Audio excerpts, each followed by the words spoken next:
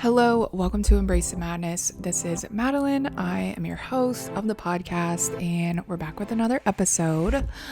Yeah, it's podcast time. It's been some time. I think I've just been, I've just been reminiscing on when I first started the podcast and how I had really structured my schedule and was really committed to doing it. Now I'm learning how to embody more of a fluid flow state, but also incorporating discipline and structure because the podcast is really important to me. And I think I started it because I wanted to share my thoughts and also just have a space where I can talk without worrying about what anyone thinks or anything like that. So I'm grateful to be back and I'm excited. The sun's coming. The sun's out. I got my unicorn and a little bit of old birthday decorations. My birthday was a couple weeks ago, so happy late birthday. It's wild to believe I'm 31 years old, but I don't really feel any older and I feel a lot wiser, and I think that's how you're supposed to feel. So today feels like a long time coming episode. I started the podcast in 2019, right before COVID, so it's kind of crazy. But I've shared my journey through, what it looks like releasing perfectionism, showing up in front of others, being vulnerable, sharing emotions, a lot of existential questions, really anything goes here. But out of the last 4 years, going on five in November, wow, I still have never talked about people pleasing. And I think, there's divine timing and guidance through everything. So it must just be the perfect time for this episode. But I was thinking, I was like, damn, it's crazy that I haven't done one about this yet because it just feels so relevant to my life and really my whole entire upbringing, which, created the adult that I am today. So it's just fascinating to think about. And if you resonate with people pleasing or you're curious about it, I think this episode would be a great listen. I wanted to talk about just what it is, why we do it, how we can become aware of it, and some ways we can move towards this energy of pleasing ourselves first. Because as we'll get into it, the whole idea behind being a people pleaser is putting other people's emotions and comfort before yours. And we can just get right into it because it starts from when we are young, and it starts from our earliest days of pleasing others, which is when we're children, when we're young, when we're toddlers, when we're really learning this relationship between us and our caregivers and that they meet our needs. And if you were a child of maybe people who didn't really know how to regulate their emotions or know how to communicate with you, because realistically, how do you communicate with the young child? With a lot of presence and patience. But it's this idea that for some reason we connected our caregivers' state of mind and state of being and emotional state with receiving our needs. So it's the idea is that you please the person who's meeting your needs, because then that can guarantee and assure you that your needs will always be met. Needs being food, shelter, love, anything like that. And it all kind of starts with that. If you had caregivers or parents who always provided you your needs unconditionally, whether they were pissed off or angry or sad or happy or really excited. Like, you kind of develop this knowing and understanding that you were just always going to get your needs met. There wasn't really any fear involved. There was no connection that you had made that was like, okay, well, if they're in this mood, they're not going to feed me. Or if they're in this mood, they're not going to hug me, or things like that. So if you had the pleasure and the privilege of having that relationship where you just, all of your needs were always met, and your caregiver's emotions didn't get in the way of receiving your needs, then you probably don't have many people-pleasing tendencies, at least from that point in your life. We'll get into it, but you can also develop these habits the older you get. Going back to kind of the definition of people-pleasing, it's putting others' needs, comfort, preferences, anything like that before your own. And a lot of times this is actually like keeping you from truly expressing what it is you need or how it is you feel, because it's like, if I minimize my needs, then I don't have any. Or if I make it so that I can get by with the bare minimum, then I don't have to worry about upsetting my caregiver or the provider of my needs.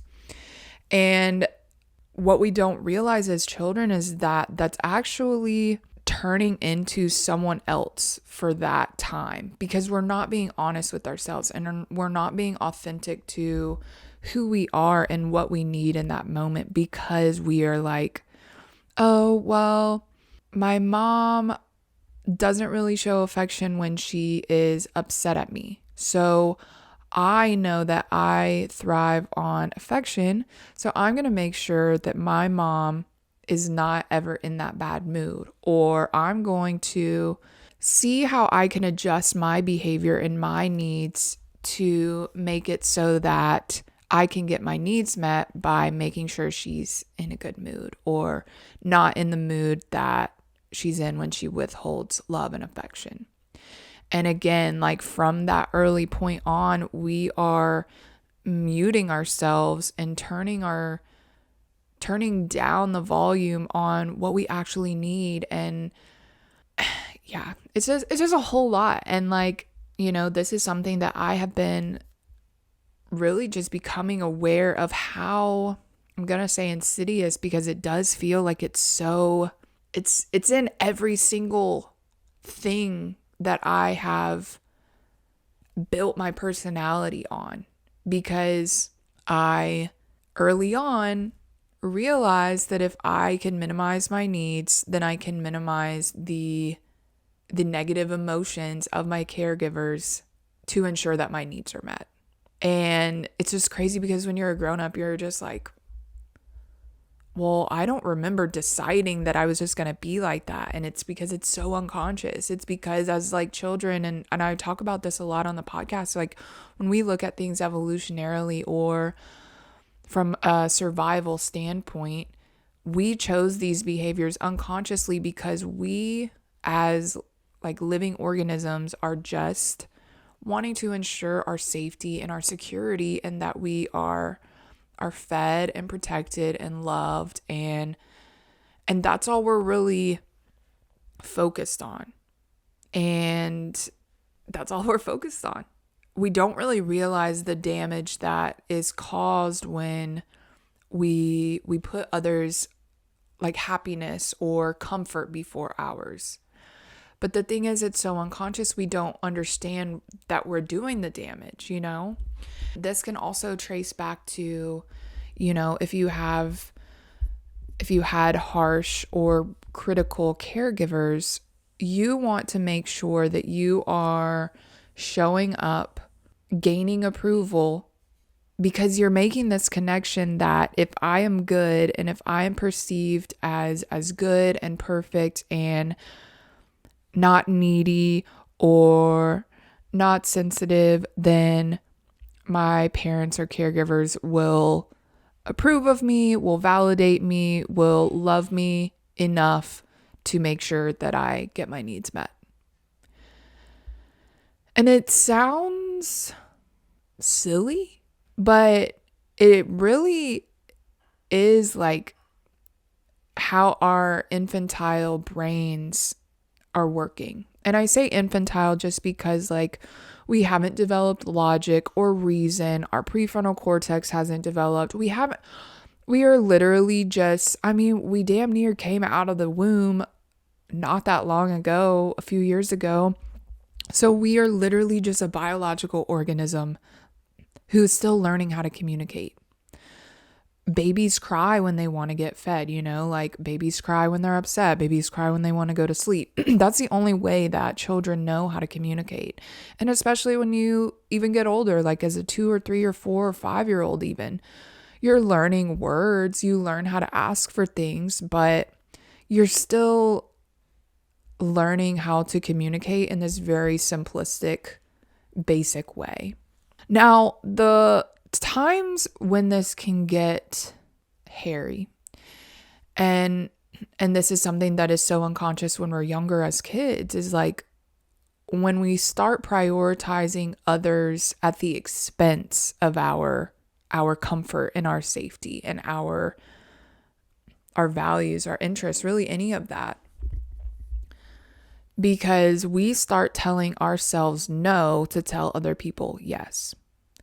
We start telling ourselves no to tell our parents yes, to our teachers. All of these people who are, deemed higher, and it's not that they're higher, they're just, authority figures.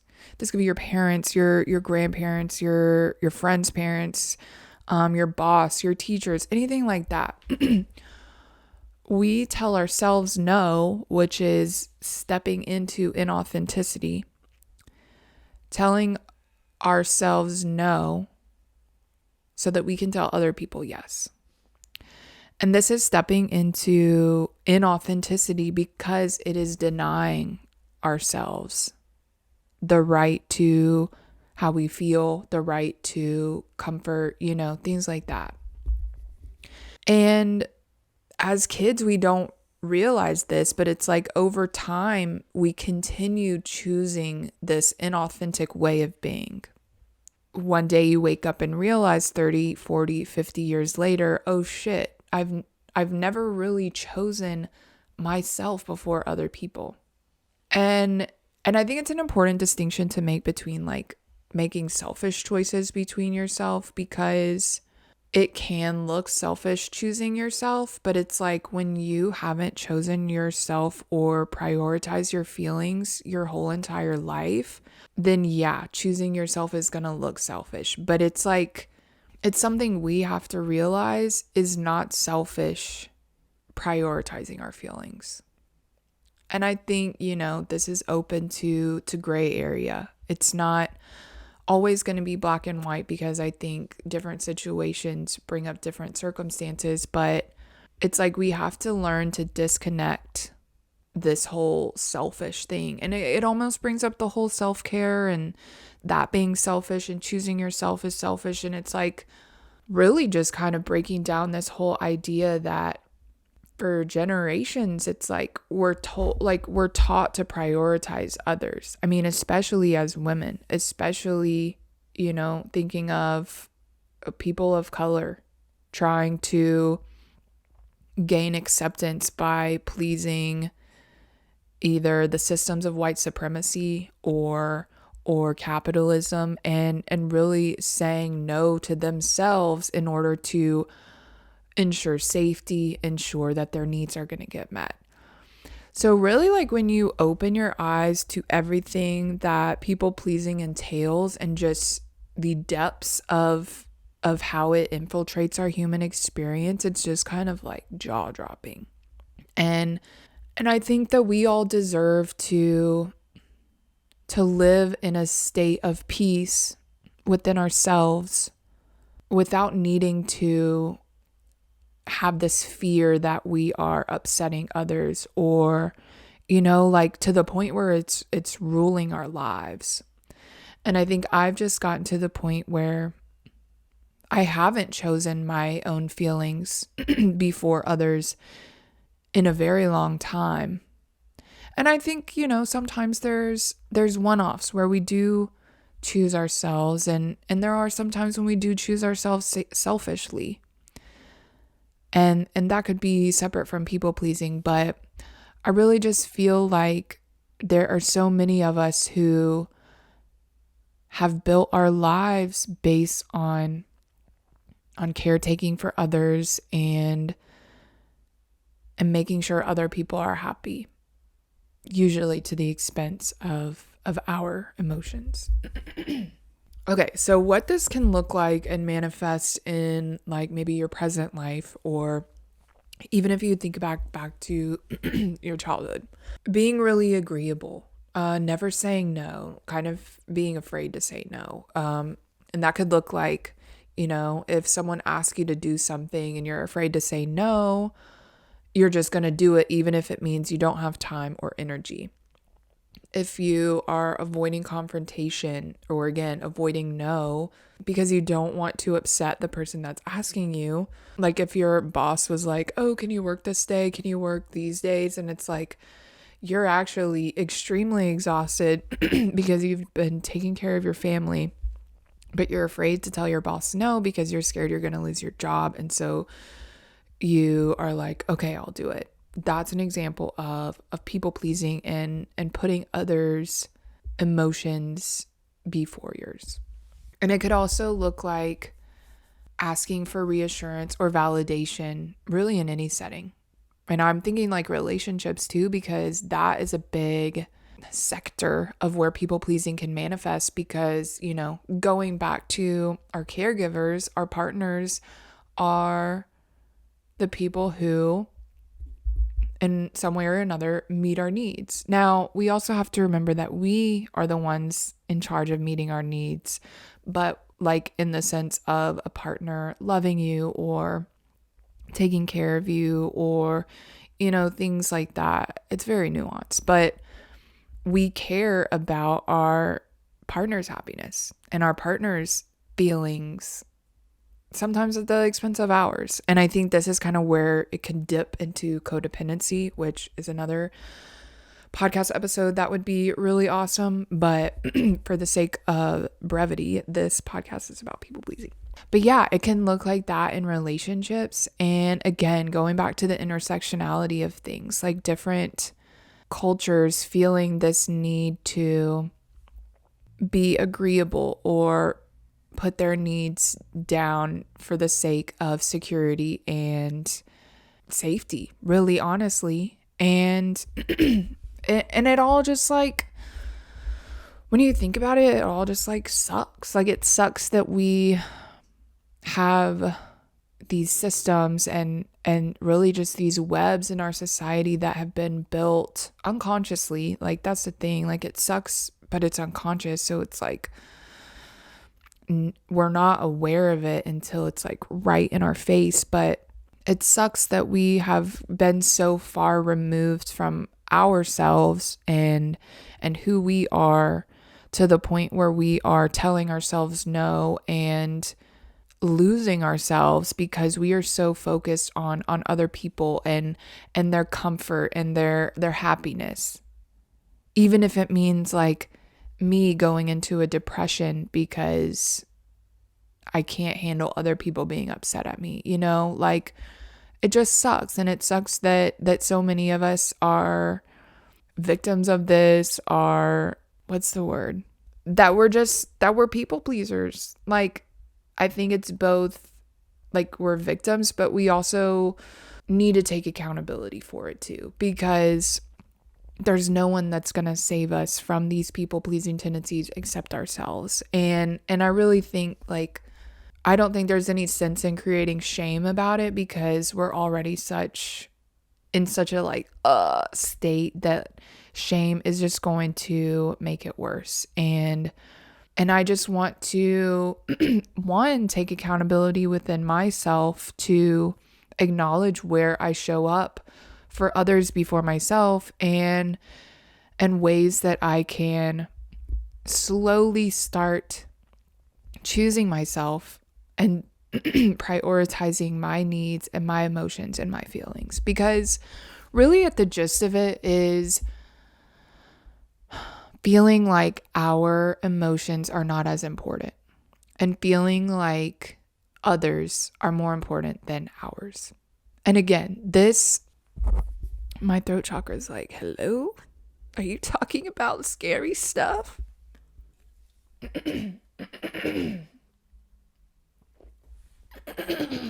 And this really starts from when we are younger and when we're children, and we create that thought and that belief that his feelings are more important than mine. Her feelings are more important to mine. Their feelings are more important than mine. It is like connected to my safety that my feelings are not important. And as a kid, that sucks. Like, as a young adult, to develop those feelings, it doesn't even have to be an adult. I'm just thinking of kids. Like, it's just sad that kids think that and believe that and grow up thinking that their feelings aren't important, and grow up thinking that their feelings don't matter and that their worries don't matter. And this is like a reclamation.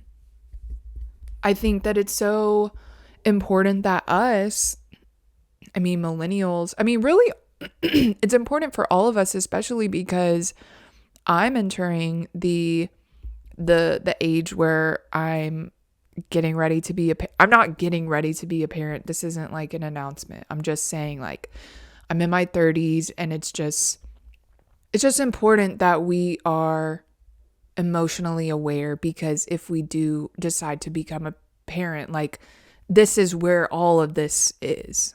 This is where all of this starts. Because if we can show up for our kids, regulating our own emotions and helping them to see that their feelings are important, and choosing their feelings is very important, and choosing their feelings first and prioritizing their feelings. And if you're not a people pleaser, you might think that prioritizing your feelings is selfish, but for some reason, I just feel like we are so far removed from our own feelings, and it's so connected to self-worth, and it's so connected to all of this. We deserve to feel our feelings, and we deserve to validate these feelings, and we deserve to live authentically with respect to these feelings, So we've kind of talked about where it came from, and really going back again to the biology of, why is it important that our needs are met? Why do we feel like it's so important that we put our feelings and emotions down to get our needs met? And it's like, when you're that young and you aren't able to meet your needs yourself, like when you're 7 or younger, when you're a child, it is your parents' responsibility to meet your needs and to show you and to help you learn how to meet your own needs. And when you are in fear of your needs not being met as a kid, the psychological impact of not having your needs met, aka potentially not surviving, that can be scary as shit. Thinking about all of that, when you create fear and needs, you will literally do anything you can to survive. And unfortunately, that has resulted in shutting down your emotions and your needs in order to keep the peace and in order to ensure your safety.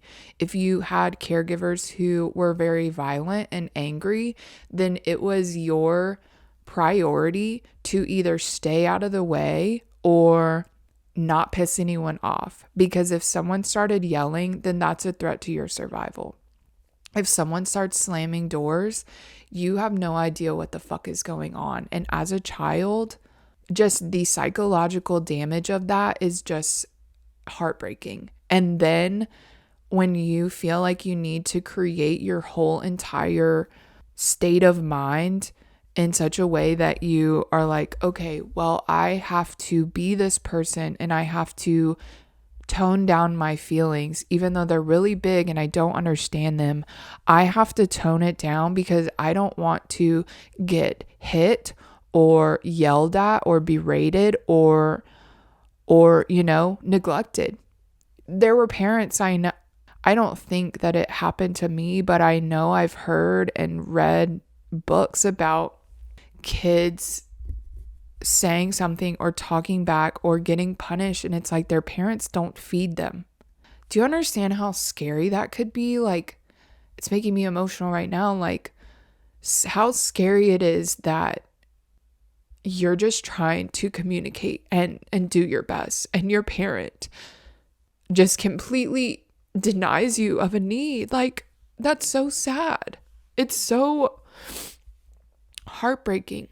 And I'm not trying to go on this tirade of like, fuck parents. And I mean, still, I don't think abuse is okay, but it's like somewhere in this cycle of this unconscious patterning, something needs to end and something needs to stop, because we've got people who are grown adults who are scared to speak out and to show up for themselves because they're scared they're not going to get their needs met. And they have all of these like past memories of the times that they weren't going to have their needs met. And it's just sad. And this is all connected. It's all connected to how we show up for these kids and how we show up for ourselves. And hopefully you probably understand a little bit more about people pleasing and how. And like, this is me all saying this as a white person too. Like, I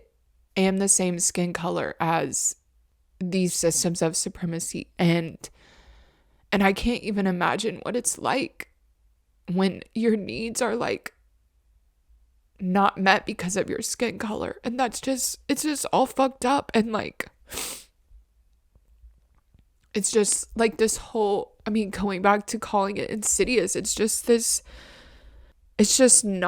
all based on fear and not love. And I think bringing awareness to all this is so important because it needs to end. And we all deserve to be grown-ups and adults who can live for themselves authentically and show up for themselves without fear of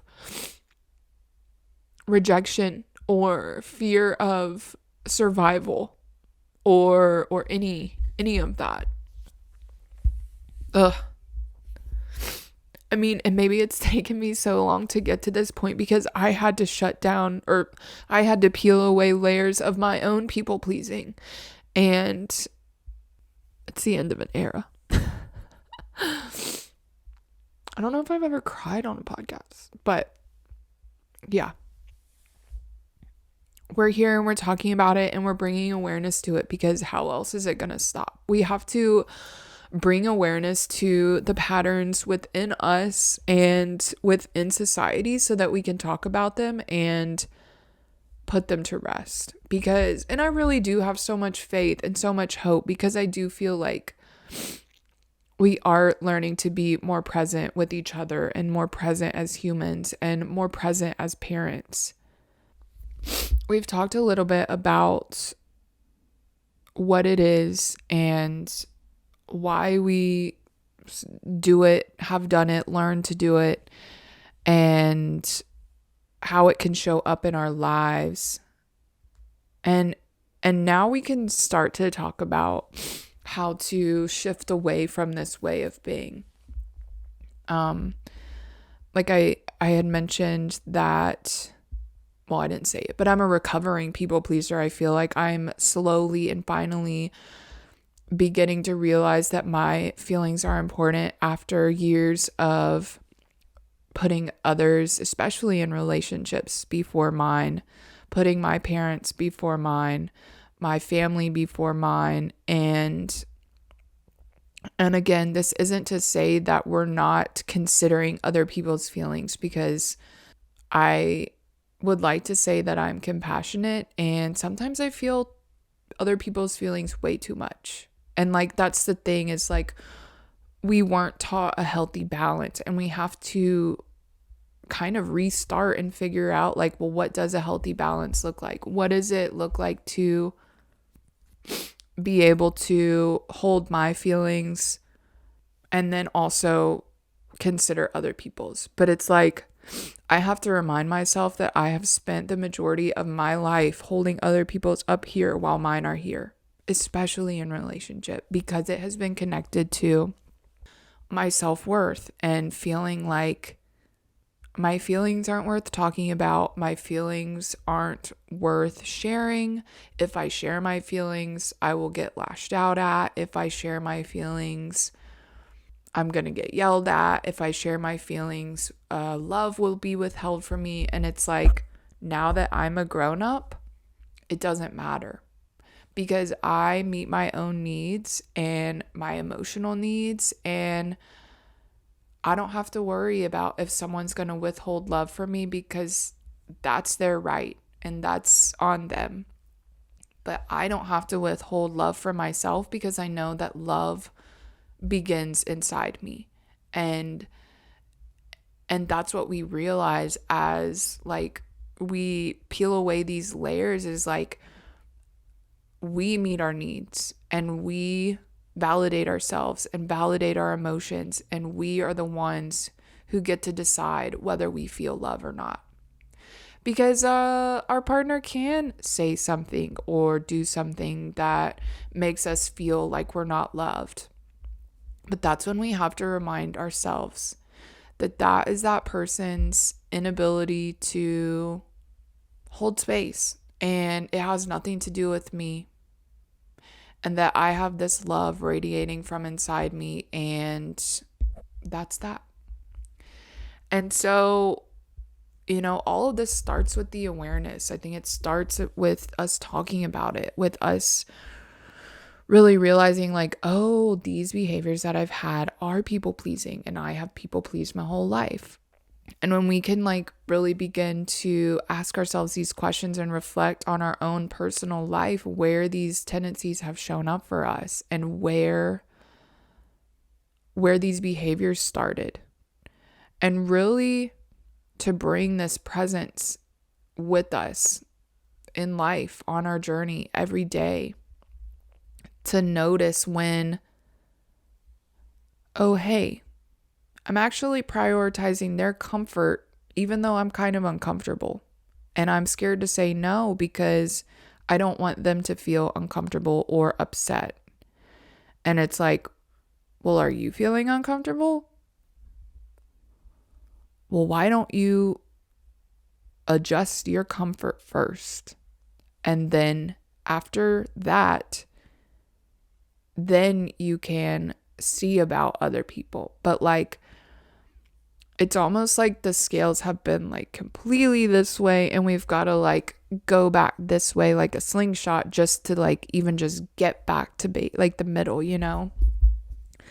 And this is a big, not only like being present with our experience, but also like learning to hold space for our emotions, learning to even acknowledge when these emotions are coming up. And from then, when we can get to that state to even recognize what's happening, then that's when we can practice setting our boundaries. And a lot of times the boundaries need to be set with ourselves, because that's where the people pleasing thing is like wonky with boundaries, is like, we haven't learned to set the boundary of our peace first. Like, we haven't learned with ourselves, hey, you really need to say no instead of saying yes. Because the people pleaser in us is like, well, I can't say no, I have to say yes. And it's like, no, you don't. We've got to like come to this internal place of being able to know our worth and know that our feelings matter, and to be able to set that boundary. And that can be very uncomfortable, but we have to choose ourselves. We have to live authentically to ourselves, because when we live not being true to ourselves, it's like eating our soul like away. It's like picking at our soul and just like chipping away at who we are and the integrity of who we are. And we don't need to do that anymore. I think that a lot of fear in like being a people pleaser comes with upsetting others. And when you get to the point of like the tipping point of, oh gosh, I'm afraid to say this because I'm afraid to upset someone else, it's like you have to practice assuring yourself that your feelings matter. And like that's step one. And that your feelings deserve to be heard. It's really just like going back to the neuroscience of it all. And we have just built these pathways for years and years and years. And the cool thing about science in our brains is that over time and with repetition, we can build new pathways. We don't have to go this way. We have to kind of like unbutton these pathways and kind of continue that repetition of unbuttoning and undoing so that we can start buttoning them this way. I hope that makes any sense, but we have the power with the beautiful resilience and malleability of our brains that we can rewire, and that we can continue affirming to ourselves that our feelings matter. Our feelings matter. Our feelings are valid. Your feelings matter. You deserve to choose yourself. You deserve to be authentic to yourself. You deserve to feel your feelings and let people know and set these boundaries, and you deserve all of that, period. And for people pleasers, this is going to be really scary at first. It's going to be really hard to come face to face with the realization that you have to confront someone and that you have to say no, because we've built our whole entire lives to being afraid of saying no, and to feeling like we can't say no, and to feeling like we have to bend over backwards for other people and choose their comfort and their peace over ours. And like I said, it's the end of an era. Like, we have just spent so much time neglecting ourselves and neglecting our spirit and our heart and our soul. And we just have to start choosing ourselves. And other people might not understand. Other people might think it's selfish. Other people might think XYZ, but in our like recovery of people pleasing is like, but how do you feel? How do I feel? How do I feel taking space and allowing myself space to process my emotions? It feels really fucking good. And you know, that's step one. That's step one.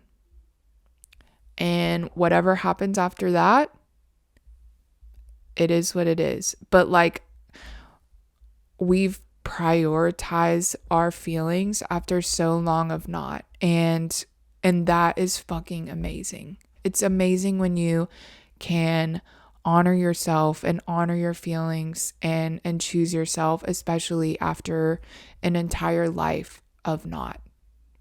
And again, it's going to be scary because it's new, and it could be overwhelming because you've never said no before. But it can be easier to try like in different circumstances. For example, if you are going to get some food and you really hate ketchup, but you don't want to upset the person. Say you ordered your sandwich with no ketchup and they give you the sandwich with ketchup.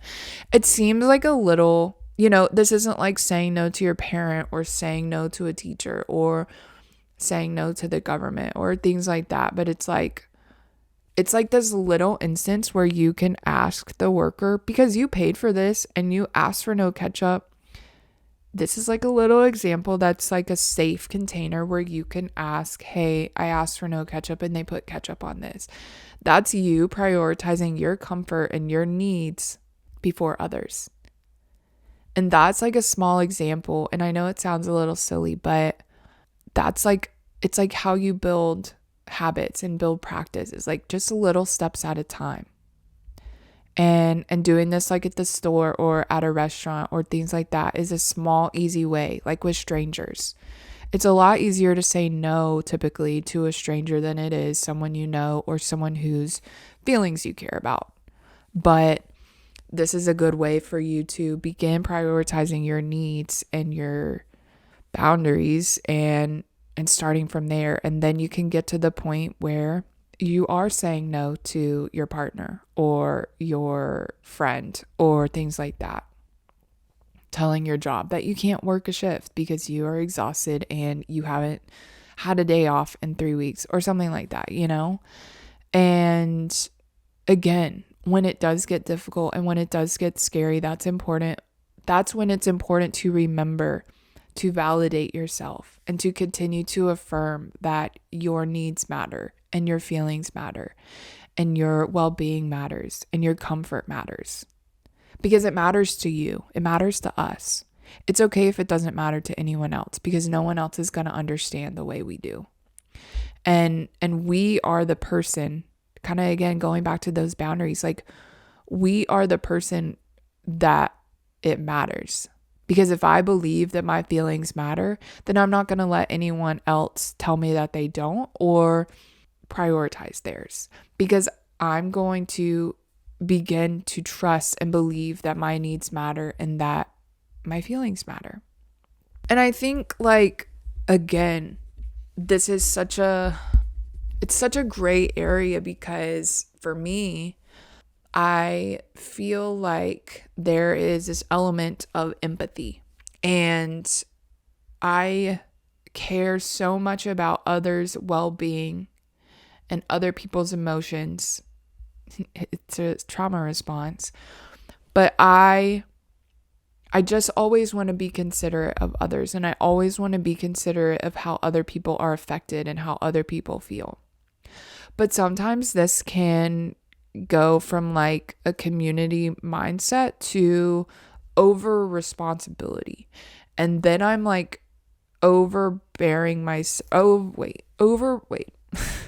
creating a burden of carrying other people's emotions when, like we talked about earlier, I'm responsible for my emotions. I'm not responsible for anyone else's emotions because I meet my own needs. We are responsible for our emotions, not other people's emotions. We are responsible for our emotions, not other people's emotions. And this is an important distinction, because in a healthy way, we don't have to sacrifice our needs.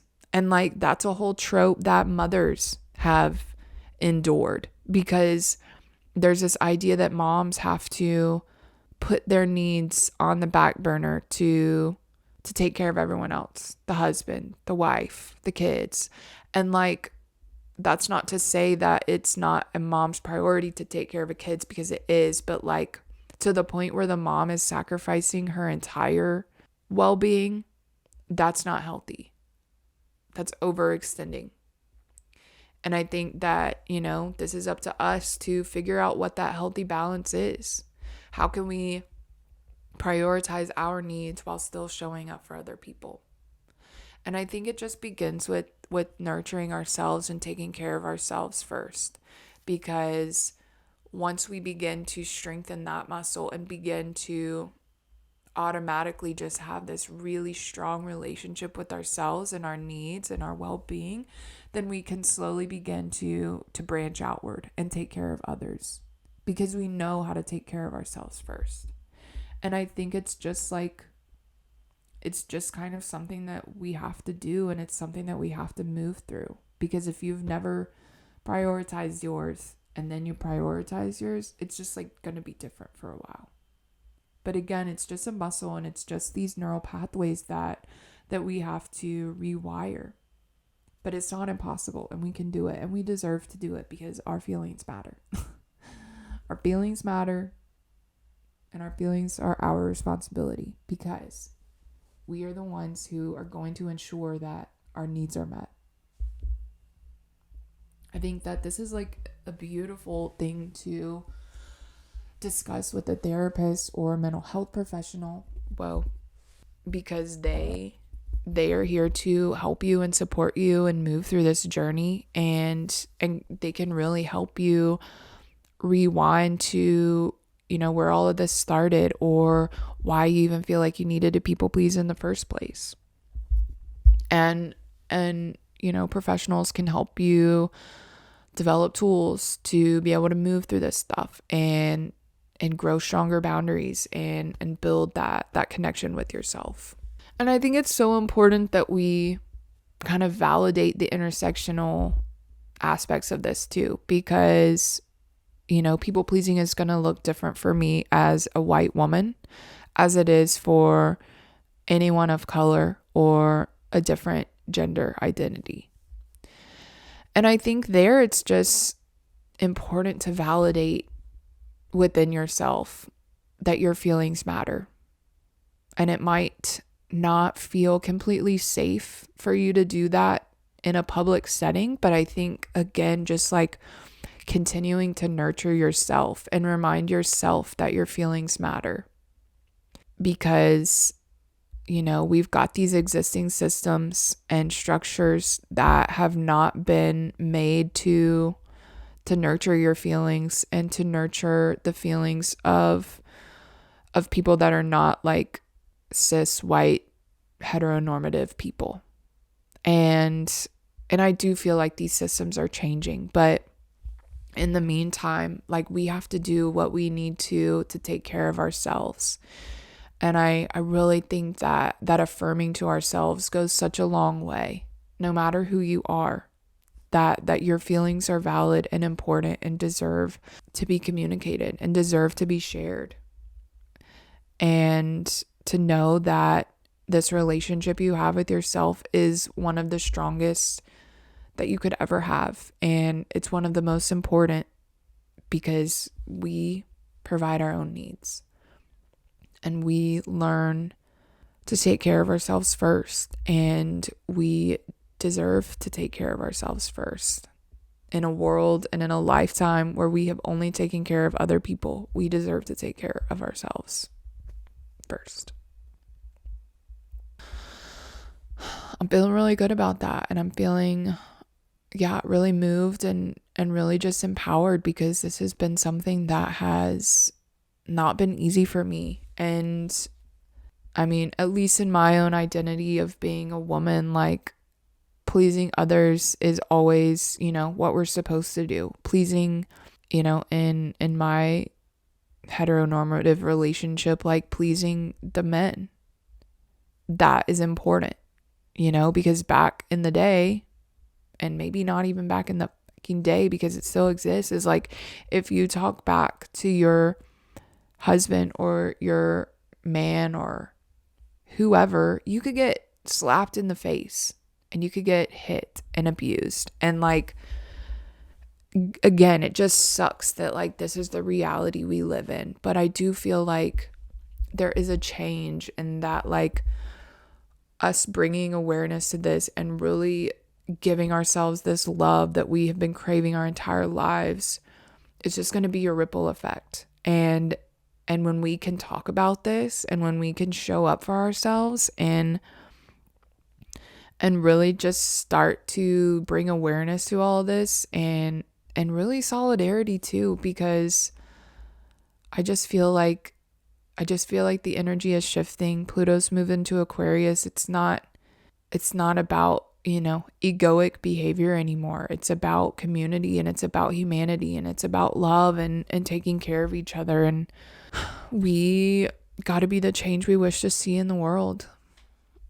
I'm so glad I did this, and I'm so glad that you are still listening, and thank you so much for sticking around and being a part of this. And I appreciate you so much, and I wish you all the best. And don't forget, if you don't want to miss out on cool tarot readings, collective readings, and other podcasts, you can subscribe to my YouTube channel, Embrace the Madness. I've also got my podcast on Apple, Spotify, and wherever you get yours. You can follow Embrace the Madness. And yeah, I will catch you next time. Have a great day. Bye.